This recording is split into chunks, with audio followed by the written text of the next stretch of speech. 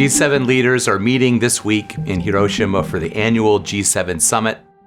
This year's G7 summit really reinforces the view that the G7 is back. A few years ago, there was a widespread perception that the G7 was in decline, eclipsed by the emergence of the G20. Well, the G20 has declined in relevance given the participation of Russia and China in that forum. And the G7 has once again emerged as the venue for the major economies of the world to coordinate policy on the critical issues of the day. Once every 7 years, the G7 summit is in Japan. It's a rare opportunity to really focus on the issues specific to the Indo-Pacific. I expect that there will be 4 broad themes that characterize the backdrop of this year's G7 summit.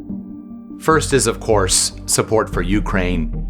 Japan has been a leading voice in drawing connections between security in Europe and security in the Indo-Pacific, noting at one point last year that Ukraine today could be East Asia tomorrow. Second is China, which will be present explicitly and implicitly.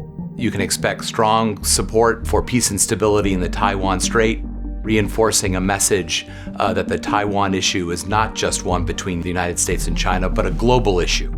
Implicitly, there's a broad agenda related to economic security that the leaders will push. These efforts will also be very much on display during the meeting, although China itself may not be mentioned in all cases.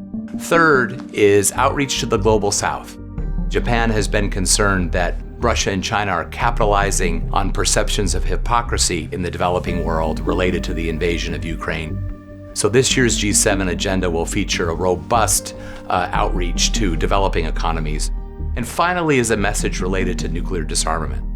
Prime Minister Kishida is from Hiroshima, and he will use this event to spotlight the dangers of nuclear use and to remind the world that we must continue to have and to strive for a vision of a world without nuclear weapons, even though in the near term it may not be realistic or feasible.